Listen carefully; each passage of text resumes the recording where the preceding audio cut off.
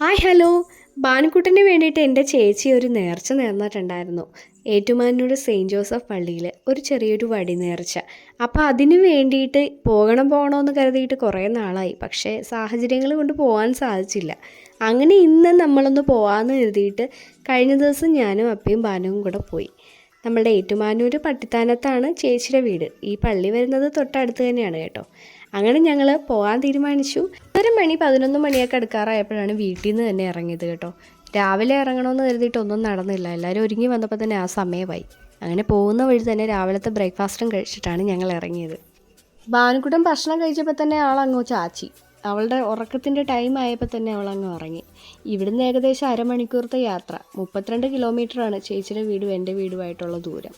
എൻ്റെ പ്രഗ്നൻസി ടൈമിൽ കുറച്ച് ഇഷ്യൂസും കാര്യങ്ങളൊക്കെ ഉണ്ടായിരുന്നു. ആ ടൈമിൽ ചേച്ചി എനിക്ക് വേണ്ടിയിട്ട് നേർന്ന നേർച്ചയാണ് കേട്ടോ, എനിക്കും കുഞ്ഞിനും വേണ്ടിയിട്ട്.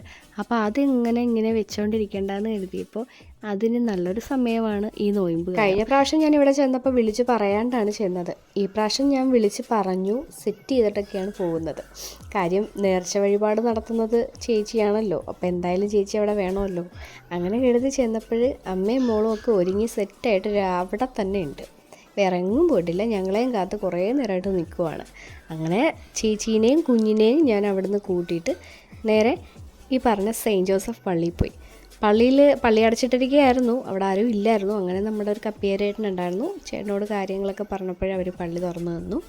അങ്ങനെ എന്താ പറയുക, ഭാനുക്കുട്ടൻ്റെ ഒരു വലിയൊരു നേർച്ച അതങ്ങ് ഇന്നത്തെ ദിവസം സാധിച്ചു. അവിടുത്തെ അറ്റ്മോസ്ഫിയർ പറയാതിരിക്കാൻ മേല. നല്ലൊരു സൈലൻ്റ് അറ്റ്മോസ്ഫിയറാണ്. ഞങ്ങളവിടെ ചെന്നപ്പോൾ ഒരു അതിഥി ഉണ്ട് കേട്ടോ. ഞാൻ നിങ്ങളോട് എപ്പോഴും പറയാറില്ല, ഞാൻ എവിടെ പോയാലും ഒരാളുണ്ടാവുമെന്ന്. ആ ഒരാളാണ് അയാൾ.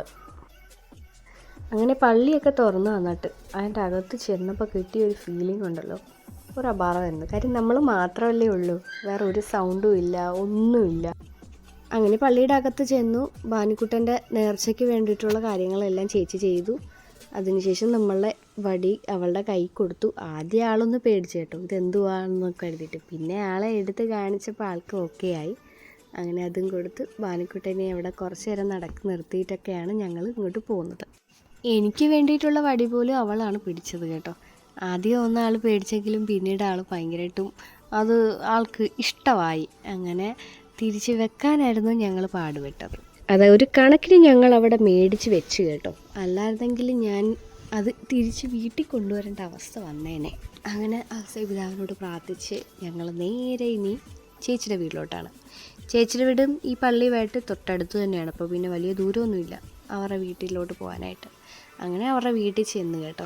ചെന്ന് കഴിഞ്ഞപ്പോൾ തന്നെ ആ വാതിക്കൽ തന്നെ നമ്മുടെ സ്റ്റാറൊക്കെ തൂക്കിയിട്ടുണ്ട്. അങ്ങനെ വെൽക്കം ഡ്രിങ്കായിട്ട് ഞങ്ങൾക്ക് ഷാർജയാണ് കേട്ടോ തന്നത്. അടിപൊളി ഷാർജയായിരുന്നു. ചേട്ടൻ എന്താ പറയുക, ആ വീട്ടിൽ ജോലിയില്ല, വീട്ടിലുണ്ടെങ്കിൽ ആലിക്ക് കോളാണ്, എല്ലാം ഉണ്ടാക്കും. അങ്ങനെ ഉച്ചക്കത്തെ ഭക്ഷണം ഞങ്ങൾക്ക് ചേട്ടൻ്റെ വകയായിരുന്നു. നല്ല ഫ്രൈഡ് റൈസും ചിക്കൻ കറിയും. പക്ഷേ ചേച്ചിയും ചേട്ടനും ഒക്കെ നോയിമ്പായതുകൊണ്ട് അവർക്ക് ഗോബി മഞ്ചൂരി ഉണ്ടാക്കിയിട്ടുണ്ടായിരുന്നു. അങ്ങനെ ഫുഡെല്ലാം കഴിച്ചിട്ട് എൻ്റെ പപ്പിക്കുട്ടൻ്റെയൊക്കെ ഞാൻ സ്നേഹം പ്രകടിപ്പിക്കാനായിട്ട് പോയതാണ്. പക്ഷേ ഒരു തരി പോലും സ്നേഹം പ്രകടിപ്പിക്കാതെ ദുഷ്ട. അവൾ കുഞ്ഞായിരുന്നപ്പോൾ ഞാൻ എടുത്തോണ്ടൊക്കെ നടന്നതാണ്. ആ ഓർമ്മ പോലും അവൾക്കില്ല. എൻ്റെ സ്നേഹനിധിയായി എൻ്റെ ചേച്ചിയോട് ചോദിക്കുക, പപ്പിക്കുട്ടിയെ തുറന്നു വിടട്ടെ എന്ന്. അതങ്ങാനും തുറന്നു വിടുവാണെങ്കിൽ ഞാൻ എൻ്റെ വീട് വരെ ഓടേണ്ടി വരും. ഒരു പട്ടിയെ പോലും കണ്ട പേടിയില്ലാത്ത എനിക്കിപ്പോൾ അവളെ കാണുമ്പോൾ പേടിയാണ്. അങ്ങനെ പിന്നെ ഞങ്ങൾ പറമ്പൊക്കെ അങ്ങോട്ടും ഇങ്ങോട്ടും ഒക്കെ നടന്നു. അവിടെയൊക്കെ നല്ല പക്ക ക്ലൈമറ്റാണ്. എന്തൊക്കെ സാധനങ്ങളാണോ കൊണ്ടുവന്നതെന്ന് എനിക്ക് പോലും അറിയത്തില്ല.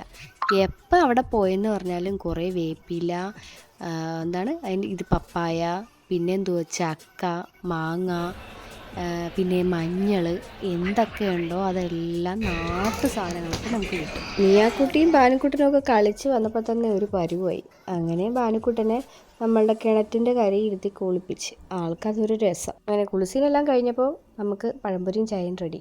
അങ്ങനെ പഴംപൊരിയും ചായയൊക്കെ കഴിച്ച് കഴിഞ്ഞപ്പോൾ ഇറങ്ങാറായപ്പോൾ നമ്മുടെ മിയാച്ചിയുടെ മുഖം അങ്ങ് മാറി. ഭാനുക്കുട്ടൻ പോണ സങ്കടത്തിൽ ആളുകളുടെ മുഖം ഒന്നും തെളിഞ്ഞിട്ടില്ലായിരുന്നു. ഞാൻ പറഞ്ഞു ഇനി അടുത്ത പ്രാവശ്യം വരാമെന്നൊക്കെ പറഞ്ഞിട്ട് മിയാച്ചിക്ക് ടാറ്റയൊക്കെ കൊടുത്തിട്ട് ഭാനുക്കുട്ടനെയും കൂട്ടി പോയി. കാറിൽ കയറിയപ്പോൾ തൊട്ടേ ഭാനുക്കുട്ടൻ തിരക്കുന്നുണ്ട്, ചേച്ചി ചേച്ചി ചേച്ചിന്ന്.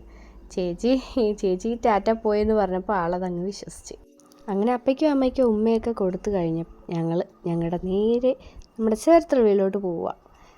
പോകുന്ന വഴിയൊക്കെ നല്ല ഭംഗിയാണ് കേട്ടോ. ആ കല്ലറ സൈഡൊക്കെ അടിപൊളിയാണ് കാണാൻ. അത് ഒരു വൈകുന്നേരമൊക്കെ ആകുമ്പോൾ പ്രത്യേക വൈബാണ്. പക്ഷെ വണ്ടി നിർത്തിയില്ല, കുഞ്ഞ് ഉറങ്ങിയിരുന്നു കൊണ്ട്. അങ്ങനെ തണ്ണീർമുക്കം എത്തുമ്പോൾ വണ്ടി നിർത്താമെന്ന് കരുതി, അപ്പോഴും ആൾ ഉറക്കമായിരുന്നു. അങ്ങനെ വൈകിട്ട് ഒരു 6 മണിയൊക്കെ ആയപ്പോൾ ഞങ്ങൾ വീടെത്തി. അപ്പോൾ ഈ ഒരു ചെറിയ വിശേഷം എല്ലാവർക്കും ഇഷ്ടമായെന്ന് വിശ്വസിക്കുന്നു. നെക്സ്റ്റ് വീഡിയോ കാണുന്നവരേക്കും ടേക്ക് കെയർ, ബൈ.